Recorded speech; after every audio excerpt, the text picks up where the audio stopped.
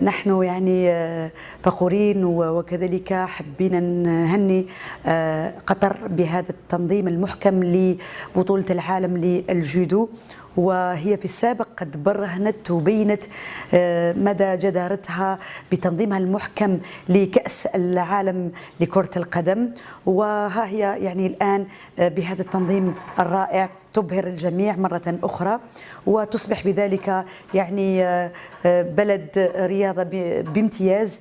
وبالنسبة للمستوى التقني لبطولة العالم بقطر فالمستوى يعني كان جد مرتفع، لأنه الاتحاد الدولي قررنا يعني لأول مرة بالنسبة للمشاركين فقط 100 أحسن يعني مصارع المتصنفين عالميا هم فقط اللي عندهم الحق يشاركوا في هذه البطولة. أما بالنسبة للافتتاح فكان افتتاح ولا